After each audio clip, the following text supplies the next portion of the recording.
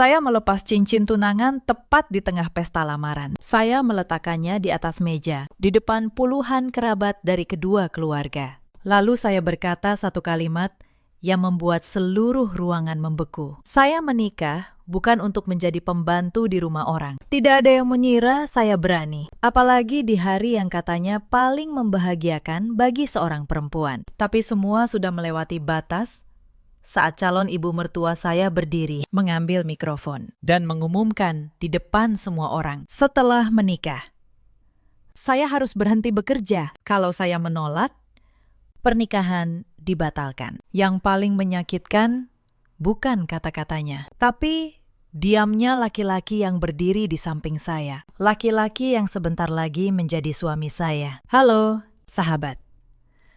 Selamat datang kembali di kanal ini. Tempat kita berbagi kisah nyata tentang rumah tangga, harga diri, dan keberanian seorang perempuan. Kalau cerita ini menyentuh hati Anda, tekan tombol berlangganan. Sekarang, izinkan saya mulai dari awal. Nama saya Anissa, 32 tahun. Saya bekerja sebagai akuntan senior di sebuah perusahaan distribusi di kawasan Sudirman, Jakarta. Sudah 8 tahun saya membangun karir ini dari nol. Saya mulai sebagai staf magang yang menghitung nota sampai larut malam. Lalu naik pelan-pelan karena saya tidak pernah membiarkan satu angka pun keliru. Saya tidak pernah merasa pekerjaan adalah beban. Bagi saya, ia adalah tanah tempat saya berdiri. Ia adalah bukti bahwa saya bisa berdiri sendiri tanpa bergantung pada siapapun. Saya tinggal bersama ibu di sebuah apartemen kecil di Tebet. Apartemen sewa, 2 kamar. Tidak mewah, tapi bersih dan tenang. Ayah meninggalkan kami sejak saya kecil. Bukan karena meninggal, tapi karena pergi mengejar perempuan lain dan tidak pernah menengok lagi. Sejak itu, ibu membesarkan saya sendirian. Ibu saya, namanya Sri, 58 tahun. Dulu ia perempuan yang pintar, tapi hidup mematahkannya pelan-pelan. Dan saya butuh waktu lama untuk memahami caranya patah. Reza adalah tunangan saya, 35 tahun, pegawai kantor pemasaran. Kami berpacaran 3 tahun, tidak selalu mulus. Tapi saya percaya kami cukup mengenal satu sama lain. Ia laki-laki yang lembut, terlalu lembut sebenarnya. Tapi saat itu saya menyebutnya sabar. Saya pernah bertanya kepadanya tentang hidup setelah menikah, tentang tinggal di mana, tentang pekerjaan saya. Ia hanya tersenyum. Tenang saja, katanya. Saya tidak akan pernah memaksamu berhenti. Saya percaya, benar-benar percaya. Dan keyakinan itulah yang membuat pukulan hari itu terasa berkali lipat lebih dalam. Keluarga Reza tinggal di Bekasi. Ibunya, Buati, 62 tahun, janda. Ditinggal mati suami 10 tahun lalu. Ada juga adik perempuan Reza, namanya Fitri, 29 tahun. Belum menikah, kerja serabutan, dan sangat dekat dengan ibunya. Saya pertama bertemu Buati setahun sebelum lamaran. Saat itu, ia ramah, terlalu ramah.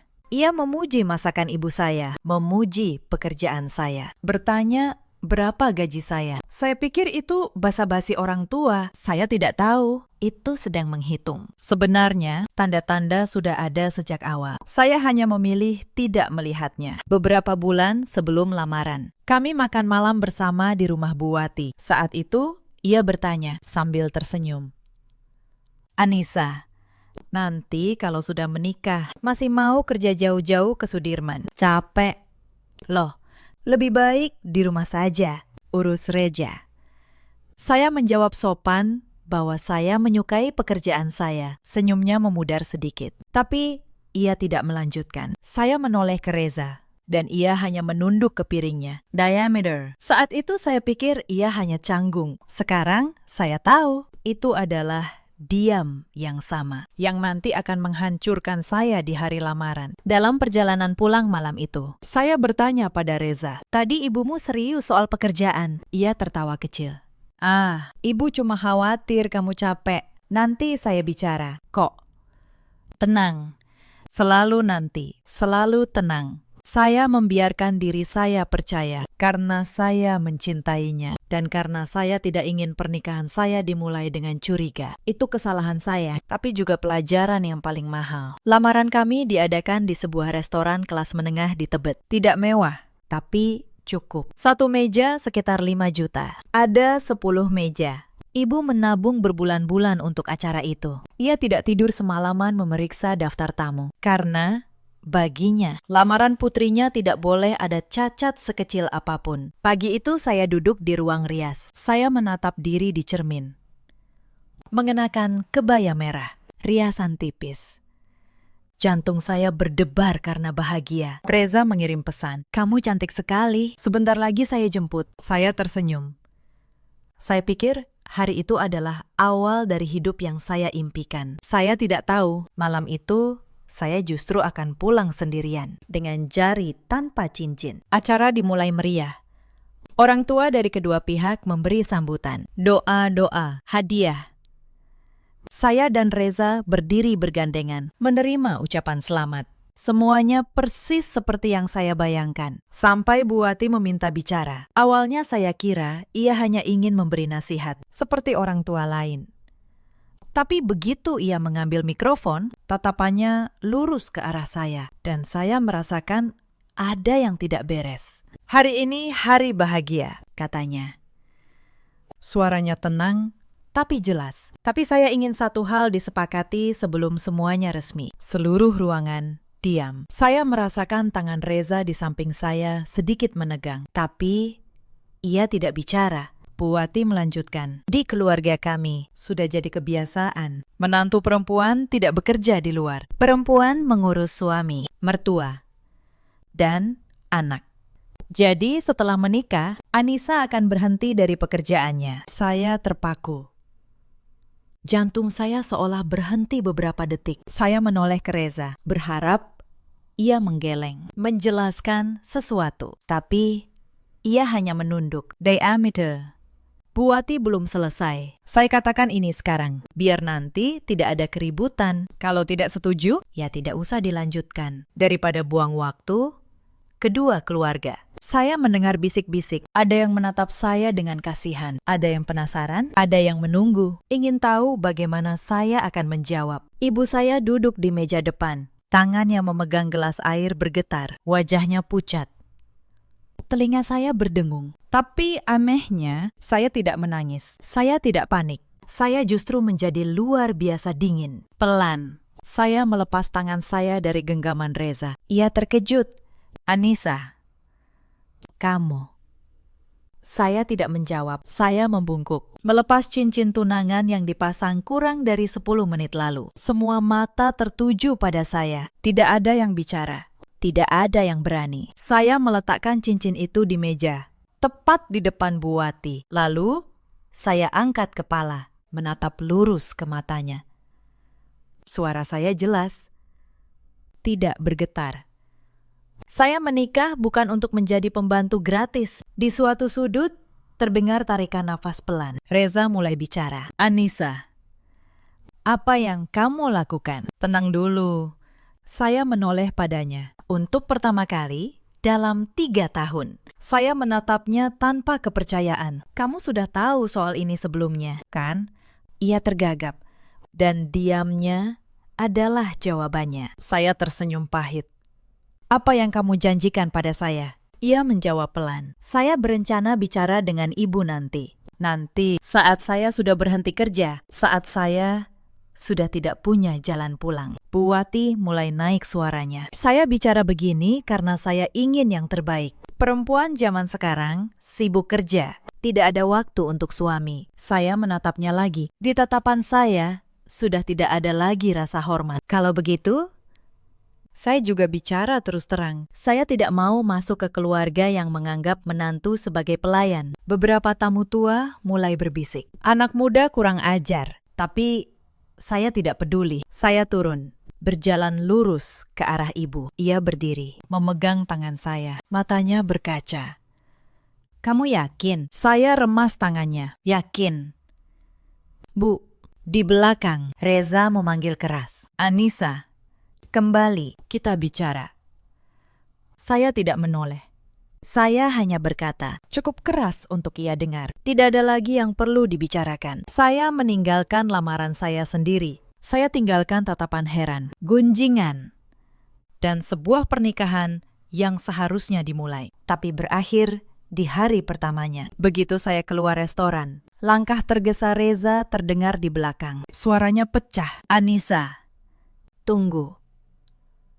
Ayo bicara, tapi saya tidak berhenti. Saya tahu, kalau saya menoleh sekali saja, saya akan luluh. Saya akan ditarik kembali ke tempat yang baru saja saya tinggalkan dengan susah payah. Matahari sore bersinar terang, kontras dengan dingin di ruangan tadi. Saya menarik napas dalam. Dada saya sesak, bukan karena menyesal, tapi karena terlalu banyak rasa yang membanjir sekaligus. Ibu berlari di belakang, terengah. Anissa, nak, tunggu ibu. Saya berbalik menopannya, melihat matanya yang merah. Ada tusukan di hati saya. Tapi suara saya tetap tenang. Ibu, ayo kita pulang. Reza akhirnya menyusul. Ia mencengkeram pergelangan tangan saya. Suaranya nyaris memohon. Anissa, jangan begini. Banyak orang melihat. Mau ditaruh di mana muka saya kalau kamu pergi begitu saja? Saya terdiam sejenak. Bukan karena goyah, tapi karena kata-kata itu justru menjelaskan segalanya. Yang ia khawatirkan bukan saya, tapi mukanya. Saya lepas tangannya pelan. Tatapan saya dingin. Kamu khawatir soal muka. Saya khawatir soal seluruh hidup saya. Reza membeku. Ia coba lebih lembut. Saya tahu ibu keterlaluan, tapi ibu sudah tua. Pikirannya memang begitu. Ayo bicarakan baik-baik. Tidak perlu diruncingkan begini. Saya tertawa. Tawa kering, tanpa nyawa. Keterlaluan. Kamu menyebut ini keterlaluan. Ibumu menuntut saya berhenti kerja, melayani keluargamu, di depan semua orang. Dan kamu cuma berdiri diam. Reza bingung. Saya akan bicara dengan ibu nanti. Lagi-lagi, nanti. Saya menatap matanya.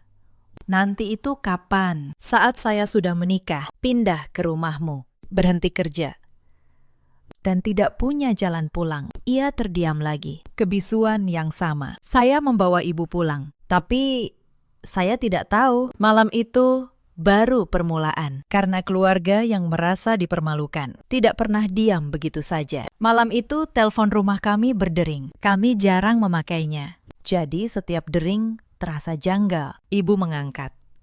Setelah beberapa kata, wajahnya berubah. Ia menyodorkan gagang telepon pada saya. Ibunya, bisiknya. Saya ambil. Belum sempat bicara.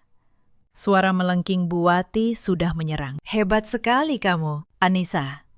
Mempermalukan keluargaku di depan semua kerabat. Kamu kira kerja kantoran itu sesuatu yang istimewa. Saya menegakkan tubuh. Anda menelepon hanya untuk mengatakan ini. Ia mendengus. Saya menelpon biar kamu tahu. Perempuan sepertimu, menikah dengan siapapun akan bawa sial. Belum masuk rumah, suami sudah melawan orang tua. Saya mencengkeram gagang telepon. Tapi alih-alih marah, saya merasa dingin merayap di punggung. Ia benar-benar percaya bahwa ia benar di dunianya. Perempuan ada untuk melayani. Anda tahu, kata saya pelan. Yang Anda inginkan hanya satu. Semua orang hidup menurut aturan Anda. Hening setengah detik. Lalu suaranya melengking lagi. Jangan kurang ajar. Kamu kira meninggalkan Reza itu kerugian bagi kami? Antrean perempuan yang mau dengan dia panjang. Kamu yang akan jadi perawan tua. Entah dari mana saya dapat kekuatan. Tapi saya sadar, saya sudah tidak takut.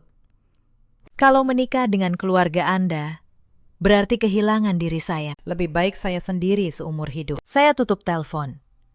Tangan saya gemetar. Tapi bukan karena menyesal, karena marah yang tertahan. Ibu duduk di seberang, menatap saya dengan iba. Apalagi yang dia bilang? Saya menceritakannya. Ibu diam lama. Lalu, untuk pertama kali dalam hidup saya mendengar kalimat yang begitu tegas dari mulutnya. Baguslah kamu tidak jadi menikah dengannya. Kata-kata itu seperti melepas simpul terakhir di dada saya. Tapi Keesokan harinya, saya tahu bahwa lepas dari Reza bukan berarti lepas dari masalah, karena dunia di luar belum selesai menghakimi. Berita tentang lamaran yang batal menyebar cepat, hanya dalam beberapa hari. Cerita saya sudah sampai ke seluruh kerabat, lalu tetangga, lalu teman lama. Ada yang menelpon dengan simpati tulus, tapi banyak yang menelpon hanya untuk memuaskan rasa penasaran, sambil mengajari saya cara menjadi menantu yang baik. Puncaknya,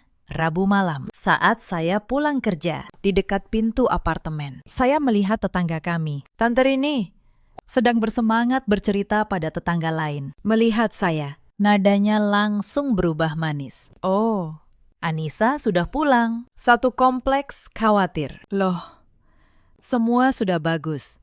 Kok tiba-tiba kamu bikin skandal begitu? Melepas laki-laki sebaik itu. Saya memarkir motor. Belum sempat menjawab. Ia melanjutkan. Suaranya direndahkan, tapi tetap ingin didengar orang. Zaman sekarang cari suami baik itu susah. Apapun kata keluarganya. Kamu mestinya diam saja, biar rumah tangga damai. Baru lamaran saja sudah ribut. Siapa nanti yang mau menikahimu? Kalimat terakhir menusuk harga diri saya seperti duri. Tapi saya berusaha tenang. Menurut saya, yang perlu dikasihani bukan saya. Tante Rini terdiam. Tidak mengerti. Saya sudah mendorong pintu dan masuk. Di belakang, masih terdengar gumamnya. Dasar anak zaman sekarang. Saya masuk, melempar tas, dan kelelahan membebani setiap otot. Ibu duduk di meja. Di hadapannya semangkuk sayur yang belum dipotong. Ia mengangkat mata. Ada kecanggungan di sana. Dari wajahnya saya tahu. Ia baru saja mendengar sesuatu yang tidak menyenangkan. Siang tadi Tante Leni menelpon, katanya.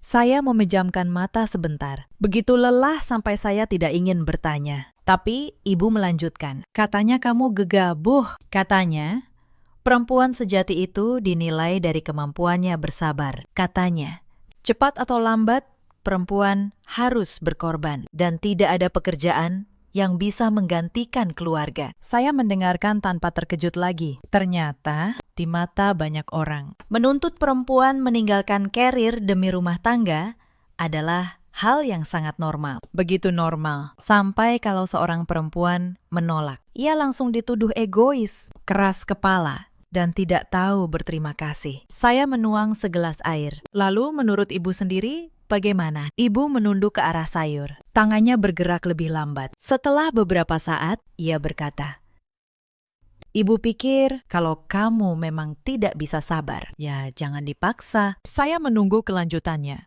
Dan malam itu, ibu menceritakan sesuatu yang tidak pernah ia ceritakan secara utuh. Anissa, ada hal yang belum pernah ibu ceritakan detailnya. Karena ibu tidak ingin kamu tumbuh dengan dendam pada ayahmu. Tapi sekarang, ibu rasa kamu harus tahu. Saya jarang mendengar ibu bicara tentang tahun-tahun pertama pernikahannya. Yang tersisa di ingatan masa kecil saya hanyalah pertengkaran, makan malam yang sunyi, dan malam-malam saat ibu duduk sendirian di sudut. Dulu, sebelum menikah dengan ayahmu, ibu kerja sebagai kasir di toko elektronik di pusat kota. Gajinya tidak besar, tapi stabil, cukup untuk hidup, bahkan sedikit untuk kakek nenekmu. Ayahmu mendekati ibu dengan sangat manis. Ia janji, setelah menikah, ibu boleh melakukan apa saja yang ibu mau. Ia tidak akan membatasi, dan ibu percaya. Karena laki-laki saat jatuh cinta, bicaranya memang manis. Ibu tersenyum sedih, tapi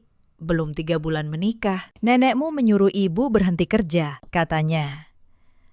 Buat apa perempuan menikah masih bekerja? Nanti orang pikir keluarga suami tidak bisa menafkahi menantunya. Dan ayahmu, persis seperti Reza, tidak membela. Ia cuma berkata, sudah, sabar saja sebentar, biar suasana tenang. Saya duduk tak bergerak, meski saya samar menduga. Mendengarnya langsung dari mulut ibu, terasa mencekik tenggorokan. Ibu juga berpikir akan sabar sebentar saja, lanjutnya.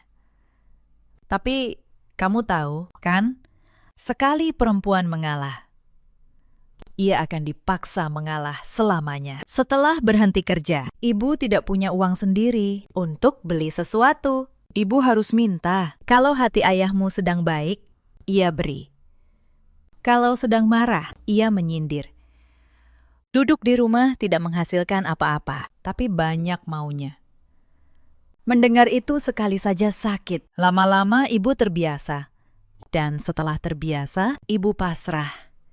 Matanya berkaca. Saat kamu lahir, ibu ingin kembali kerja. Tapi nenekmu bilang kamu masih kecil, tidak ada yang menjaga. Ayahmu bilang, tunggu saja. Dan begitulah, pelan-pelan saat ibu ingin kembali. Sudah tidak ada lagi yang mau menerima. Keahlian ibu hilang. Kepercayaan diri ibu habis. Seluruh hidup ibu cuma berkisar di dapur dan menghitung receh. Hampir 20 tahun ibu hidup dengan perasaan diri ibu mengecil. Sampai ibu sendiri lupa apa yang dulu ibu impikan. Hidung saya terasa panas. Saya selalu tahu ibu mengalami masa sulit, tapi saya tidak pernah benar-benar memahami akarnya. Masalahnya bukan kemiskinan, tapi kenyataan bahwa ia kehilangan hak atas kemandiriannya sejak dini, lalu menghabiskan sisa hidupnya dalam ketergantungan. Karena itu, kata ibu, waktu kamu tanya apa ibu menyesal, jawabannya,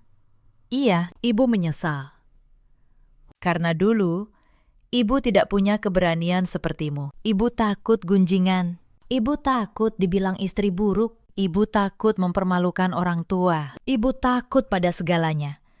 Dan pada akhirnya, ibu sendiri yang membayar harganya. Saya pindah duduk di sebelahnya, menggenggam tangannya yang kasar. Bu, saya mungkin akan kesulitan, tapi saya tidak mau hidup seperti ibu dulu. Saya tidak menyalahkan ibu. Keadaan ibu berbeda. Tapi saya benar-benar tidak bisa masuk ke pernikahan yang sejak awal menuntut saya mengorbankan segalanya. Ibu meremas tangan saya. Air matanya jatuh. Iya.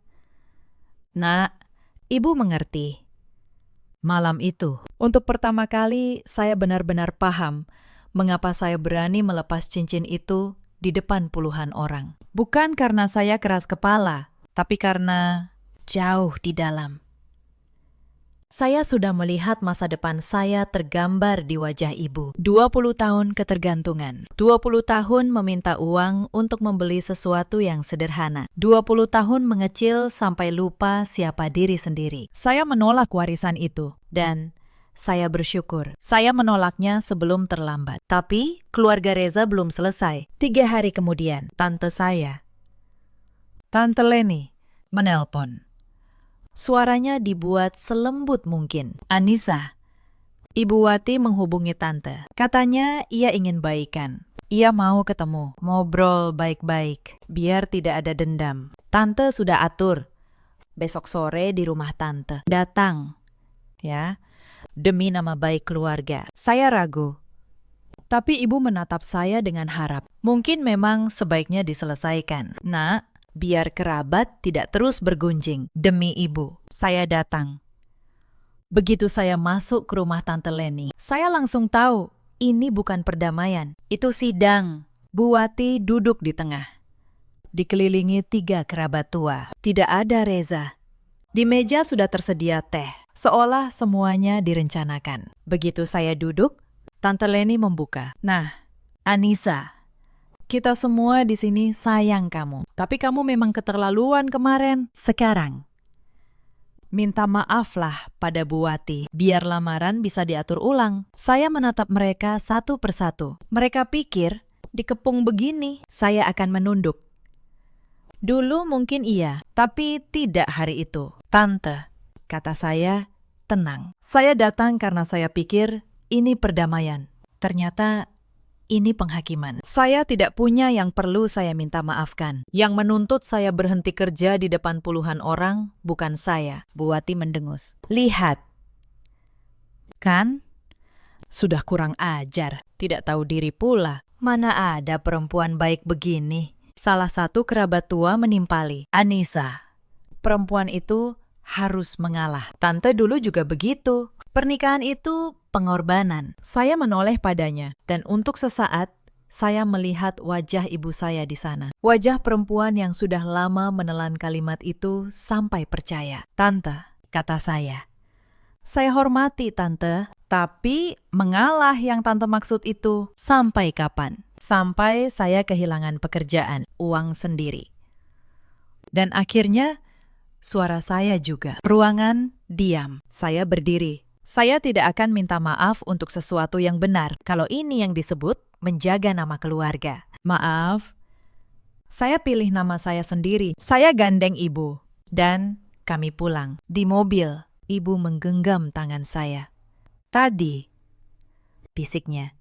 Ibu seperti melihat diri ibu yang dulu duduk di kursimu. Tapi dulu ibu menunduk. Kamu tidak, ibu bangga. Kalimat itu menguatkan saya lebih dari apapun. Tapi saya tidak tahu, ambush di ruang tamu hanyalah peringatan. Pukulan sesungguhnya sedang disiapkan ke tempat yang paling saya jaga. Saya pikir setelah hari itu, masalah selesai. Saya salah. Karena keesokan paginya, masalah justru berpindah dari rumah ke kantor saya. Dan kali ini, ia datang dalam bentuk yang jauh lebih licik. Saya kira keluarga Reza akan menyerah. Tapi saya lupa satu hal. Bu Wati bukan tipe orang yang menelan kalah. Ia tipe yang, kalau tidak bisa menyakiti Anda secara langsung, akan mencari jalan dari belakang. 3 hari setelah lamaran batal, atasan saya, Pak Hendra, memanggil saya ke ruangannya, wajahnya serius. Di mejanya ada selembar surat. Anissa, ada surat masuk ke bagian HRD, anonim.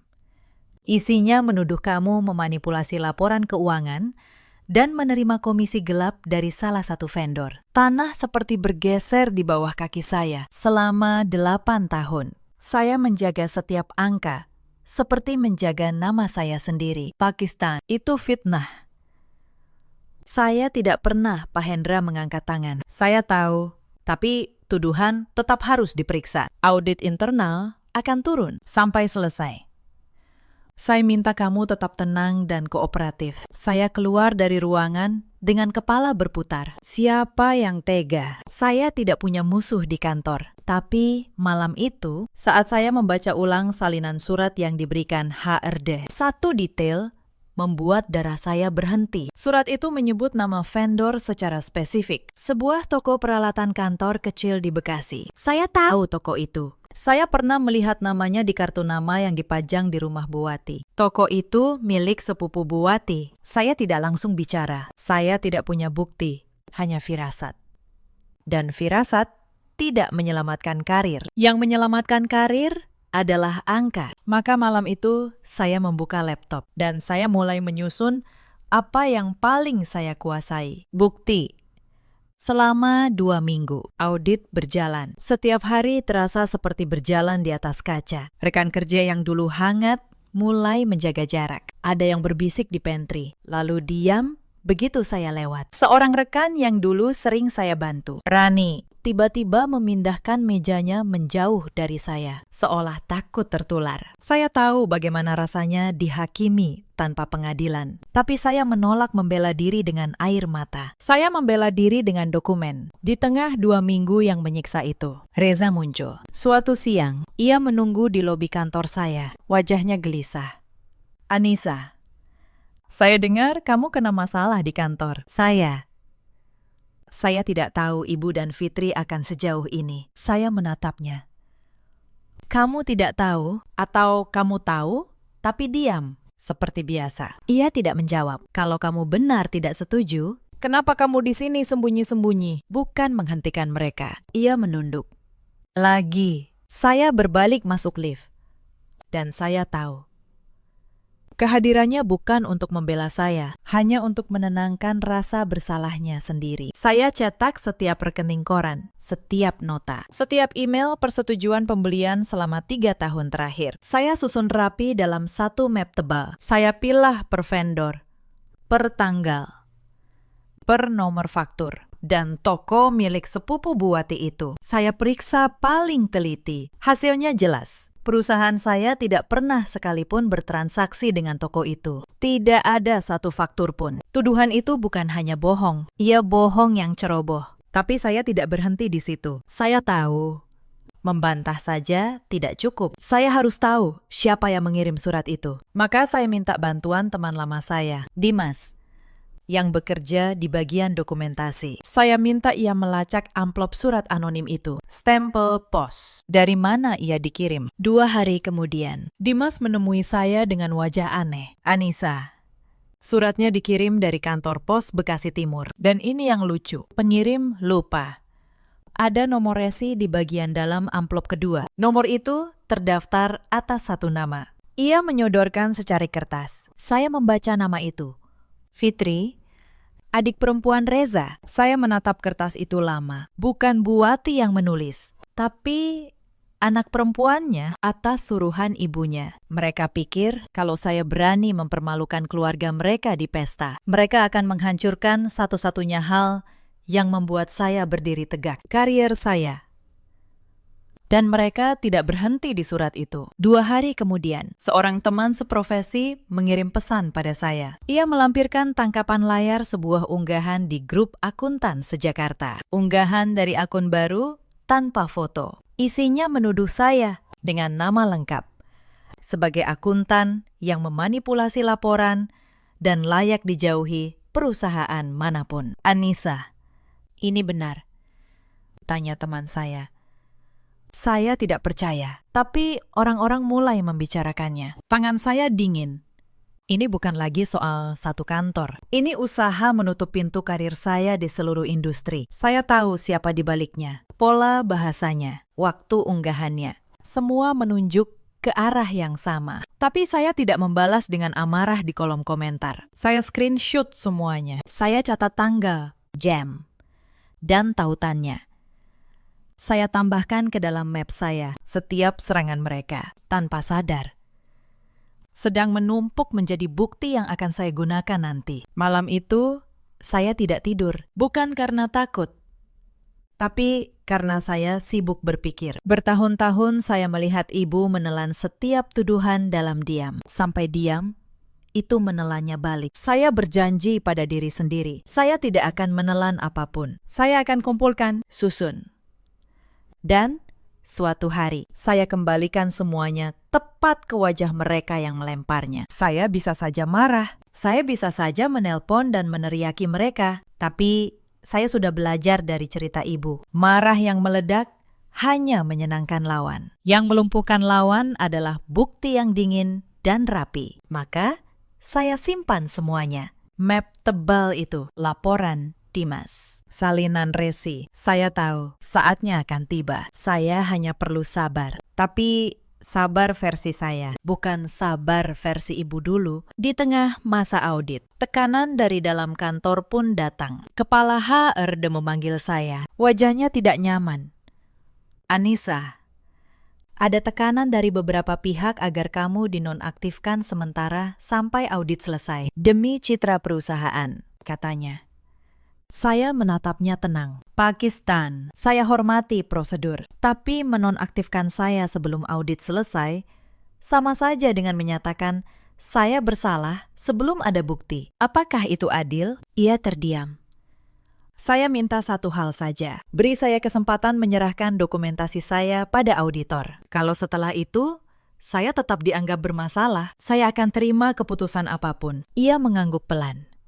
Saya tahu. Di saat seperti itu, satu langkah keliru akan menamatkan 8 tahun kerja saya. Tapi, saya juga tahu, mundur bukan pilihan. Mundur adalah persis yang mereka inginkan. Sementara audit berjalan, tekanan dari keluarga Reza tidak berhenti. Suatu sore, ibu menelpon saya saat saya masih di kantor. Suaranya bergetar.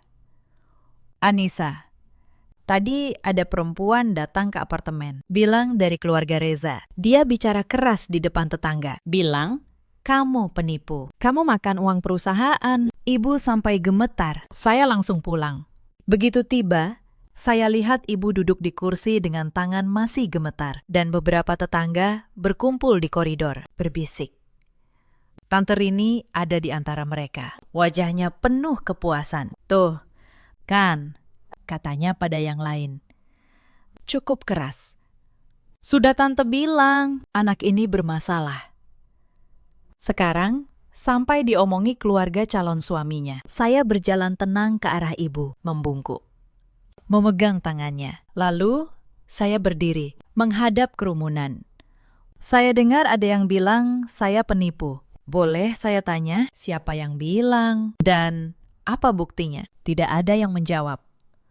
Kalau tidak ada bukti, itu namanya fitnah. Dan fitnah di mata hukum. Ada hukumannya. Kerumunan itu pelan-pelan bubar. Tante Rini yang terakhir pergi, masih menggerutu. Tapi tidak berani menatap mata saya. Saya menutup pintu, dan untuk sesaat, saya sandarkan punggung saya di sana. Mereka memperluas medan. Dari kantor ke rumah. Tujuannya jelas. Menghancurkan nama saya dimanapun saya berdiri. Supaya saya menyerah dan merasa bersalah karena pernah berani. Tapi mereka salah memilih lawan. Saya bukan ibu. Saya dulu. Saya tidak akan mengecil. Malam itu, saya menemui Fitri. Bukan untuk bertengkar. Saya mengajaknya bertemu di sebuah kafe. Sopan. Lewat pesan singkat. Ia datang dengan wajah angkuh. Yakin saya akan memohon. Ia bahkan sempat tersenyum sinis saat duduk. Mau apa? Mau minta maaf karena mempermalukan kakak saya. Saya tidak menjawab. Saya hanya meletakkan satu lembar fotokopi di atas meja. Salinan resipos dengan namanya. Wajahnya berubah. Ini apa? Saya menatapnya tenang. Ini bukti bahwa surat fitnah ke kantor saya dikirim atas namamu dari kantor pos Bekasi Timur. Dan ini, saya letakkan lembar kedua, tangkapan layar unggahan grup akuntan. Ini akun yang menyebar fitnah ke seluruh komunitas profesi saya. Pola bahasanya sama persis dengan suratmu. Fitri menelan ludah. Keangkuhannya hilang seketika. Saya cuma disuruh ibu. Ibu yang bilang harus dibuat kapok. Saya mengangguk pelan. Saya tahu, tapi yang menulis namanya kamu. Yang mengirim kamu. Di mata hukum, niat ibumu tidak melindungimu. Ia mulai gemetar. Kamu mau lapor polisi. Saya datang bukan untuk mengancam. Fitri, kata saya.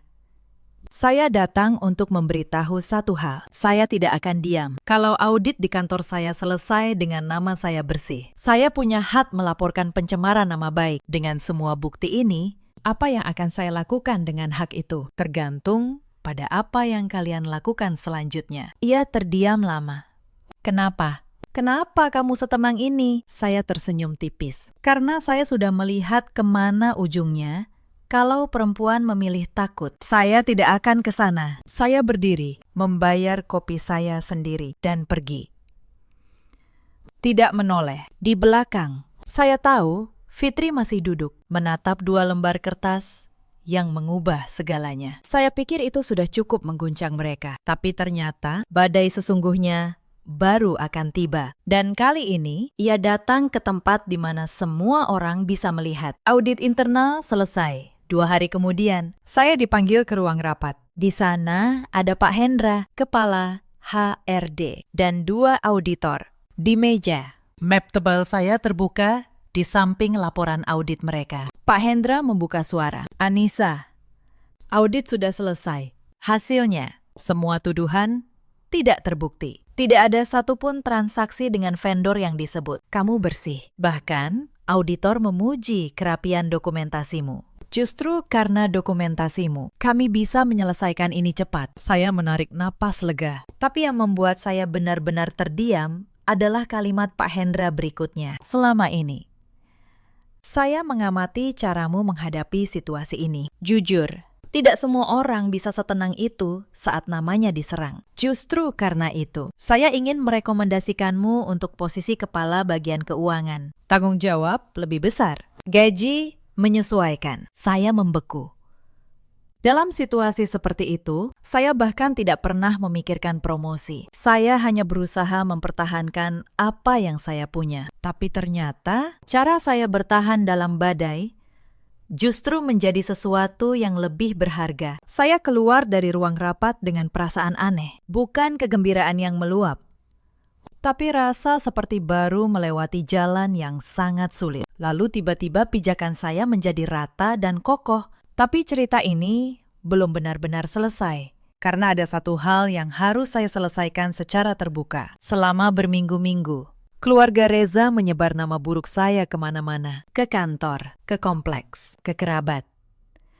Saya tidak bisa membiarkan bukti saya hanya tersimpan dalam map. Saya harus membuatnya berbicara di hadapan orang-orang yang sama yang dulu menghakimi saya. Kesempatan itu datang lewat acara arisan keluarga besar. Bu Wati punya kebiasaan datang ke arisan kerabat dari pihak ayah saya. Kerabat yang dulu menyaksikan lamaran Batar itu lewat seorang sepupu. Saya tahu Bu Wati akan hadir dan ia berencana bicara di sana, melanjutkan kisah versinya. Versi di mana saya adalah menantu durhaka yang merusak masa depan anak orang. Saya datang ke arisan itu bersama ibu, bukan untuk membuat keributan, tapi untuk meluruskan. Saya membawa map saya di tengah acara, persis seperti dugaan saya.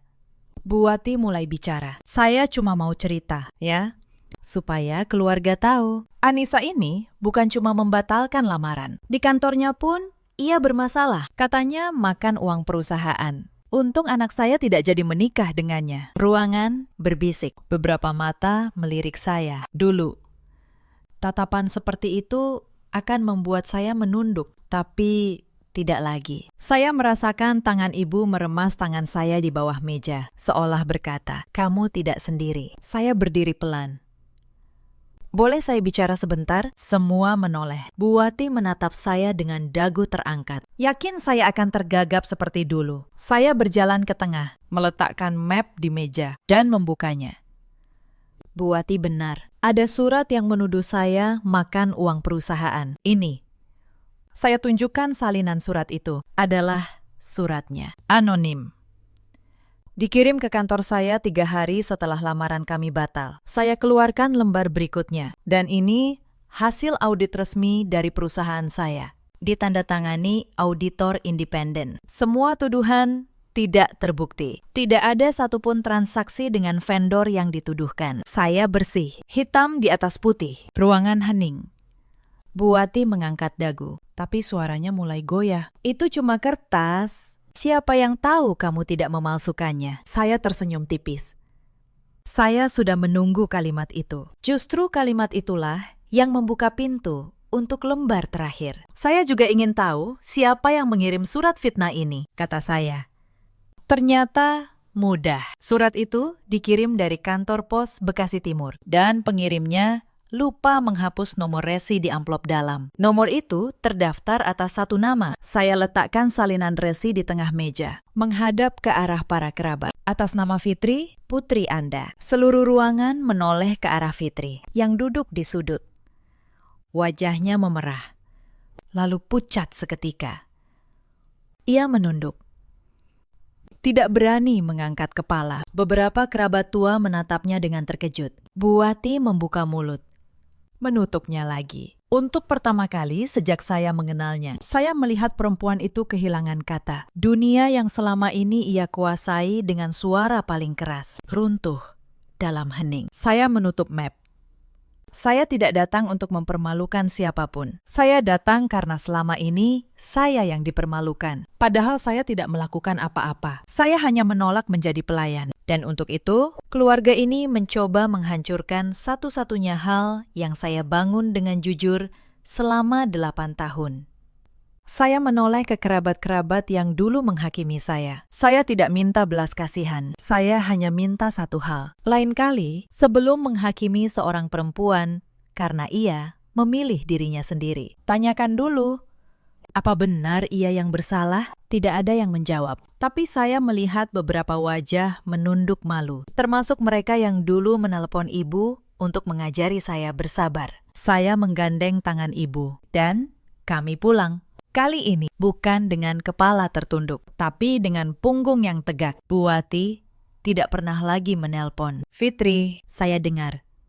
Sempat dipanggil HR di perusahaan saya untuk dimintai keterangan soal surat fitnah itu. Walau akhirnya tidak saya lanjutkan ke jalur hukum. Saya rasa-rasa malu di depan seluruh keluarga, sudah cukup. Saya tidak butuh menghancurkan mereka. Saya hanya butuh berhenti dihancurkan. Saya pikir cerita ini berakhir di sana. Tapi hidup punya cara untuk menutup babak dengan rapi. Suatu sore, jawabannya datang dari arah yang paling tidak saya duga. Beberapa minggu kemudian, saya pulang lebih awal dan mampir ke supermarket untuk membeli bahan masak untuk ibu. Saat memilih sayur, saya mendengar suara yang akrab di belakang. Anissa.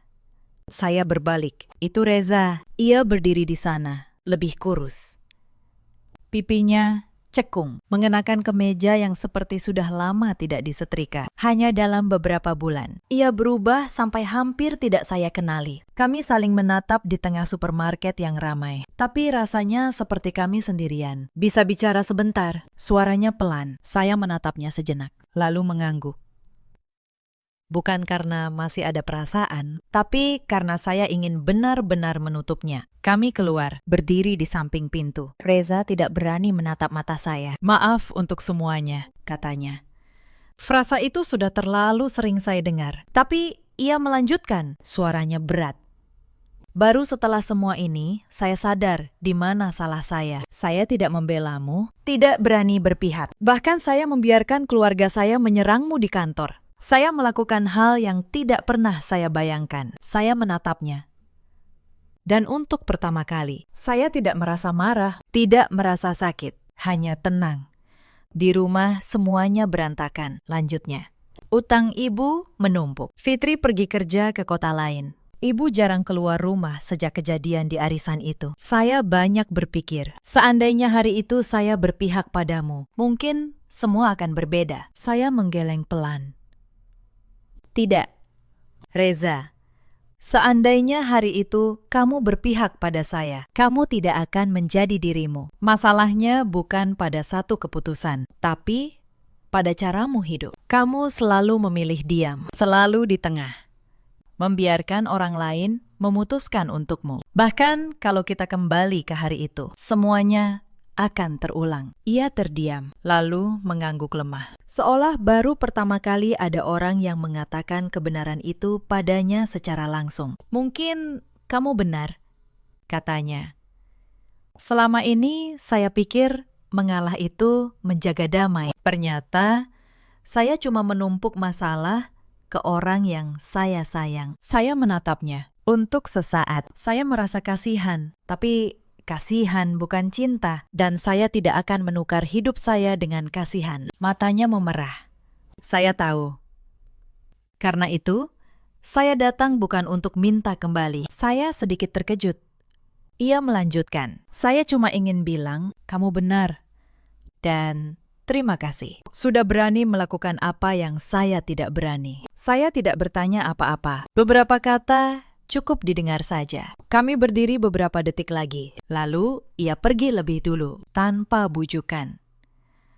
Tanpa kata berlebihan. Saya menatapnya pergi, sampai sosoknya larut dalam keramaian. Kali ini, di hati saya, tidak ada gejolak. Tidak ada penyesalan.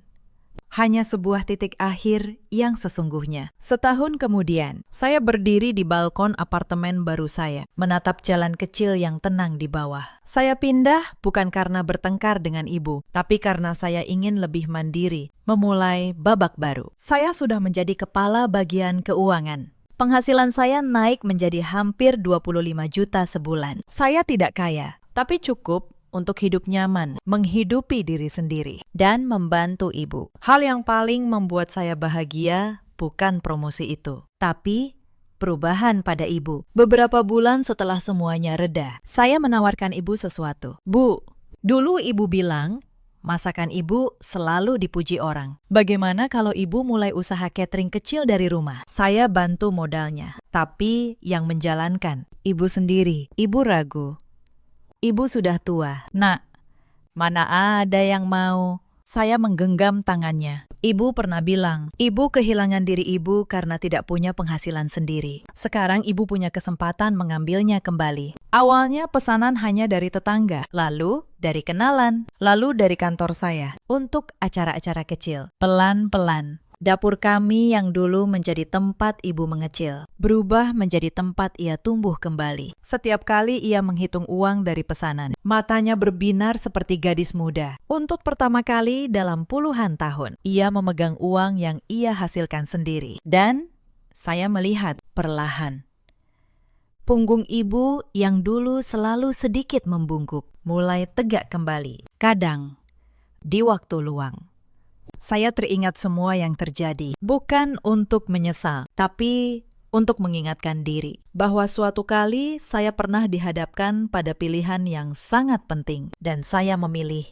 dengan benar. Cerita ini mengajarkan satu hal, jangan pernah menukar seluruh hidupmu hanya demi disebut menantu yang baik. Dan jangan pernah percaya pada janji manis yang tidak pernah dibela saat dibutuhkan. Di luar sana, ada banyak perempuan yang seperti saya dulu, berdiri di hari bahagia, lalu diminta menyerahkan dirinya, dan dibilang egois saat menolak. Ingatlah, menolak kehilangan diri sendiri bukanlah keegoisan, itu keberanian. Di luar sana, ada juga banyak laki-laki seperti Reza, bukan jahat, hanya pengecut, memilih diam saat seharusnya membela, dan diam pada saat yang salah, sama saja dengan mengkhianati. Di luar sana, ada pula para ibu mertua seperti Bu Wati yang menuntut menantu menjadi pelayan, lalu menyebutnya tradisi. Padahal yang mereka takutkan hanya satu, kehilangan kendali atas perempuan yang lebih kuat dari mereka. Ibu saya kini hidup tenang. Untuk pertama kali dalam puluhan tahun, ia punya penghasilan sendiri, sekecil apapun. Dan setiap kali ia menghitung uang dari usahanya, matanya berbinar seperti gadis muda. Reza, kata orang, masih sendiri. Bu Wati jarang keluar rumah. Tapi itu bukan lagi urusan saya. Saya bersandar di pagar balkon, menarik napas dalam. Angin malam terasa sejuk dan ringan. Hidup tidak selalu mudah, tapi setidaknya saya menjalani hidup yang saya pilih sendiri. Dan bagi saya, itu sudah cukup. Dulu saya kira saya kehilangan sebuah pernikahan. Sekarang saya mengerti, saya tidak kehilangan apa-apa. Saya hanya menghindari sebuah kehidupan yang akan mematikan saya pelan-pelan. Dalam hidup, kita selalu punya pilihan. Tidak ada yang berhak menentukan nasib Anda, kecuali diri Anda sendiri. Jangan takut pada gunjingan, pada kesendirian, atau pada kehilangan. Kalau yang Anda pertaruhkan adalah seluruh harga diri Anda. Kalau cerita ini menyentuh Anda, ceritakan kisah Anda di kolom komentar. Bagikan untuk perempuan lain yang mungkin sedang berdiri di persimpangan yang sama. Terima kasih sudah menemani sampai akhir. Saya berbaring sendirian di kamar rumah sakit, menahan nyeri bekas operasi. Suami saya berpamitan dinas keluar kota pagi tadi. Lalu, satu foto menghancurkan seluruh dunia saya. Di foto itu, dia tersenyum lebar sambil menggendong bayi dari perempuan lain. Di belakangnya, ibu mertua saya tertawa bahagia, seolah menyambut cucu yang sudah lama dinanti. Pengkhianatan ini akan saya balas, bukan dengan air mata, tetapi dengan sebuah kehancuran yang paling rapi. Halo sahabat, selamat datang kembali di channel ini. Sebelum kita masuk ke kisahnya, tulis dulu dari kota mana kalian menonton di kolom komentar. Jangan lupa like dan subscribe, supaya kami makin semangat menghadirkan cerita yang lebih menarik lagi. Sekarang, mari kita mulai. Bau antiseptik dan cairan pembersih lantai menusuk hidung saya sejak pertama membuka mata di ruangan ini. Suara jarum jam dinding berpadu dengan bunyi monitor di samping ranjang. Sebuah melodi sunyi yang terasa dingin. Saya menatap langit-langit kamar VIP ini dengan pandangan kosong. Nyeri di perut bawah masih berdenyut. Sisa operasi pengangkatan kista 2 hari lalu. Operasinya lancar, namun pemulihannya jauh lebih menyiksa dari yang saya bayangkan. Setiap kali saya menarik napas terlalu dalam, perih itu menyengat sampai ke ubun-ubun. Ruangan ini luas dan mewah, tetapi tidak ada satupun keluarga yang menemani. Suami saya, Raka, berangkat ke Surabaya pagi tadi. Katanya ada audit mendadak dari pusat yang tidak bisa ditinggal. Saya percaya. Saya selalu percaya pada setiap kata yang keluar dari mulutnya. Selama 7 tahun menikah, saya tidak pernah sekalipun meragukannya. Itulah kebodohan terbesar dalam hidup saya. Sore itu, Ponsel saya bergetar di atas meja samping ranjang. Sebuah notifikasi dari grup arisan keluarga besar suami. Saya jarang membukanya. Tetapi entah kenapa, sore itu jari saya tergerak. Lalu saya melihatnya. Sebuah foto yang diunggah adik ipar saya, Wulan. Foto itu diambil di sebuah rumah asri yang tidak saya kenal. Di tengah foto, Raka berdiri sambil menggendong seorang bayi laki-laki. Wajahnya berseri. Senyum yang sudah lama tidak pernah saya lihat di rumah kami. Saya mengira itu hanya foto editan, sebuah lelucon keluarga yang kurang lucu. Namun, semakin saya perhatikan, semakin dada saya terasa diremas. Di pergelangan tangan Raka, melingkar sebuah jam tangan. Jam tangan edisi khusus yang saya pesan langsung dari Swiss. Hadiah ulang tahun pernikahan kami bulan lalu.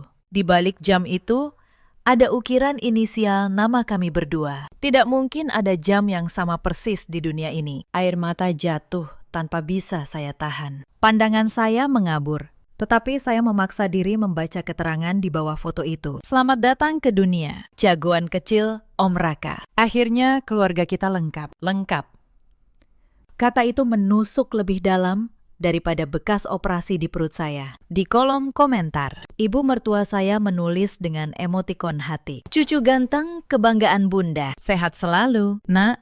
Bunda, selama 7 tahun. Beliau tidak pernah memanggil anak saya dengan kata selembut itu. Saya menutup ponsel. Tangan saya gemetar. Ranjang rumah sakit ini terasa semakin dingin. Di luar jendela, langit Jakarta mulai gelap. Dan untuk pertama kalinya, saya menyadari satu hal. Saya menangis sendirian di rumah sakit, sementara suami saya tertawa di rumah perempuan lain. Bersama bayi yang bukan anak saya. Bersama ibu mertua yang memanggilnya cucu. Malam itu, sesuatu di dalam diri saya mati. Dan sesuatu yang lain lahir.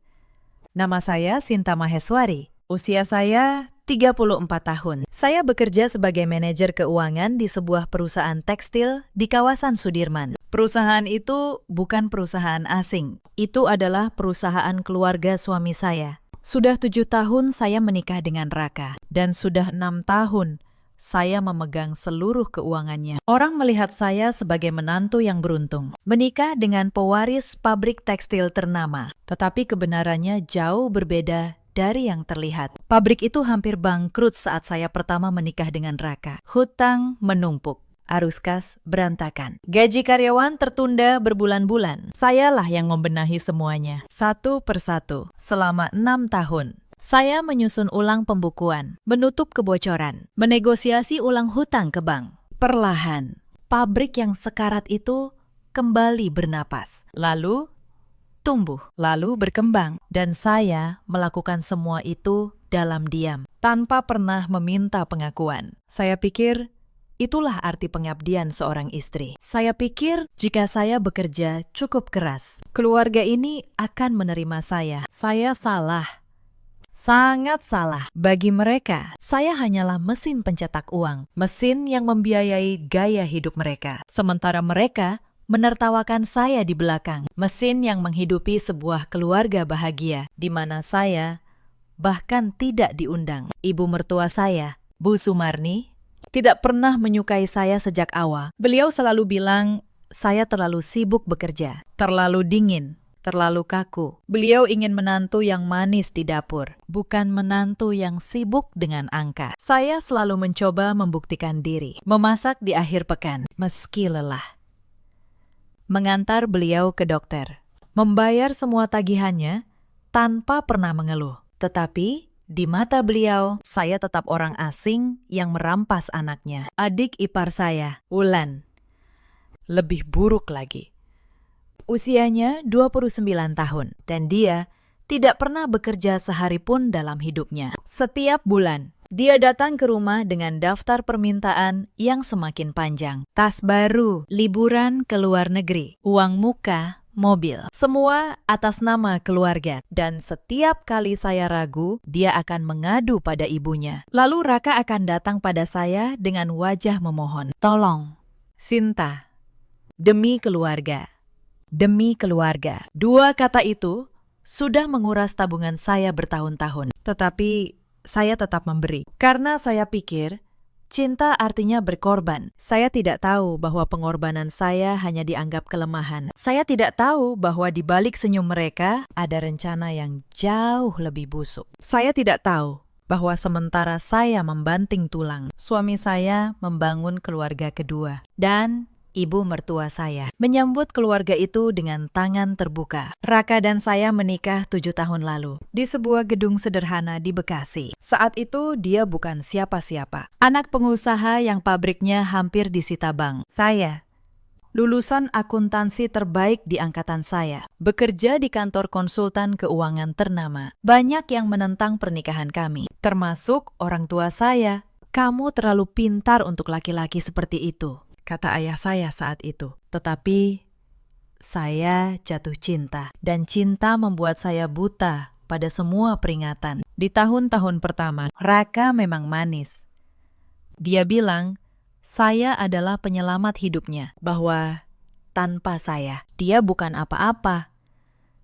Saya percaya, saya melepas karir cemerlang saya untuk menyelamatkan pabriknya. Saya masuk ke perusahaan keluarganya sebagai manajer keuangan dengan gaji jauh di bawah kemampuan saya. Saya kira itu pengorbanan sementara sampai pabrik stabil. Ternyata pengorbanan itu berlangsung 6 tahun dan tidak pernah dihargai sepeser pun. Retakan pertama muncul 3 tahun lalu. Setelah anak kami lahir, saya berharap kelahiran Bian, putra kami, akan mendekatkan saya dengan keluarga Raka. Yang terjadi justru sebaliknya. Bu Sumarni semakin dingin. Beliau bilang, saya tidak becus mengurus anak karena terlalu sibuk dengan pekerjaan. Padahal pekerjaan itulah yang membiayai susu, sekolah, dan rumah yang mereka tinggali. Saya menelan semua kepahitan itu sendirian demi menjaga keutuhan rumah tangga. Setahun lalu, Raka mulai sering dinas keluar kota, Surabaya,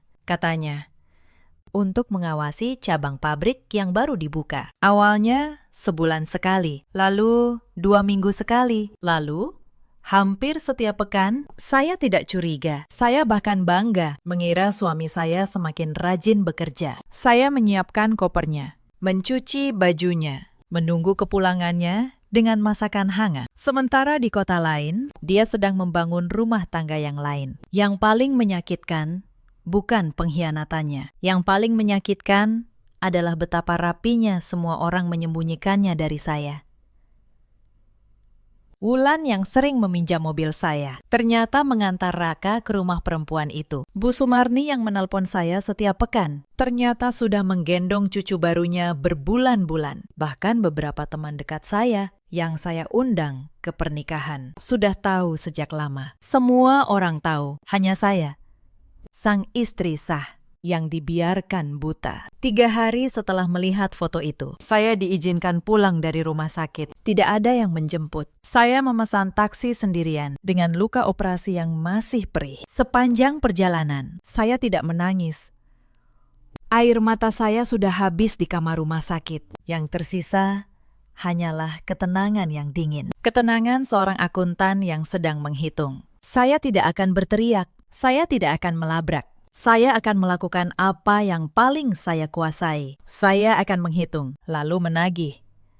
Sampai di rumah, saya mendapati pintu ruang kerja saya terkunci. Ruang kerja tempat saya menyimpan seluruh dokumen keuangan perusahaan. Saya mencoba kode lama. Tidak bisa. Kodenya sudah diganti. Mbak Yati, pembantu kami yang sudah bekerja 10 tahun, datang dengan wajah tidak enak. Bu Sumarni yang menyuruh ganti kode. Bu, bisiknya pelan. Katanya, biar lebih aman. Saya tersenyum tipis. Lebih aman? Tentu saja. Tapi, aman untuk siapa? Malam itu, saya tidak tidur. Saya duduk di ruang tamu dengan laptop di pangkuan. Mereka boleh mengganti kode pintu ruang kerja. Tapi mereka lupa satu hal. Seluruh sistem keuangan perusahaan ada di kepala saya. Dan di server yang hanya saya pegang aksesnya. Saya membuka rekening koran perusahaan satu persatu. 3 tahun ke belakang, saya mencari pola. Aliran dana yang janggal, pengeluaran yang tidak masuk akal. Dan malam itu, angka-angka mulai bercerita pada saya. Keesokan harinya, Raka pulang dari Surabaya. Dia masuk dengan koper kecil dan sebuket besar mawar merah di tangannya. Wajahnya dibuat lelah. Kumis tipis sengaja dibiarkan tumbuh untuk menambah kesan sibuk. "Sayang," panggilnya dengan suara serak yang dibuat-buat. "Maaf, aku tidak bisa menemanimu di rumah sakit. Audit di Surabaya benar-benar gila. Jika saja saya tidak melihat foto itu, saya pasti sudah memeluknya dan menyuruhnya istirahat. Tapi sekarang, saya hanya tersenyum. Tidak apa-apa, Mas. Aku mengerti. Pekerjaanmu pasti berat sekali." Raka tampak lega. Dia mengira saya masih perempuan bodoh yang dulu. Dia tidak tahu bahwa di balik senyum saya, otak saya sedang menyusun strategi. Dia menyodorkan mawar itu. Saya menerimanya dengan ucapan terima kasih yang manis. Lalu saya menaruhnya di vas, sambil diam-diam memperhatikan jam tangan di pergelangannya. Jam tangan dari Swiss itu, yang sama persis dengan yang ada di foto. Dia bahkan tidak repot-repot menggantinya. Begitu yakin, saya tidak akan pernah tahu. Malam itu, saya berbaring di sampingnya, pura-pura tidur saat napasnya teratur. Saya mengambil ponselnya yang tergeletak di meja. Saya tahu pola kuncinya. 7 tahun pernikahan, ada hal-hal kecil yang tidak bisa disembunyikan. Lalu saya menemukan semuanya. Percakapan dengan perempuan bernama Bella, foto-foto keluarga kecil mereka, tagihan rumah sakit bersalin yang saya tanpa sadar yang membayar, dan satu pesan dari Bella yang membuat darah saya membeku. "Mas, kapan kita resmikan? Aku capek jadi rahasia. Anak kita butuh ayah yang utuh." Lalu balasan Raka, "Sabar, sayang. Aku lagi atur supaya semua harta pindah ke nama kita. Si Sinta itu cuma alat. Begitu beres, aku ceraikan dia. Alat. Itulah saya bagi suami saya. Sebuah alat yang akan dibuang setelah tidak berguna." Saya menyalin semua percakapan itu ke ponsel saya. Setiap kata, setiap foto. Lalu saya mengembalikan ponselnya ke meja dan menutup mata. Besok, permainan yang sesungguhnya akan dimulai. Dari jejak digital itu, saya mulai menyusun gambaran utuh. Bella, perempuan itu, sering mengunggah foto di akun pribadinya yang saya temukan. Sebuah mobil mewah terparkir di garasi rumah asri itu. Keterangannya, hadiah dari suami tercinta. Suami tercinta. Mobil itu dibeli dengan dana yang saya kira untuk renovasi pabrik. Saya menelusuri lebih dalam. Rumah asri itu dibeli setahun lalu atas nama Bella. Uang mukanya, jika saya lacak, berasal dari rekening perusahaan yang saya kelola. Kepala saya terasa mau pecah,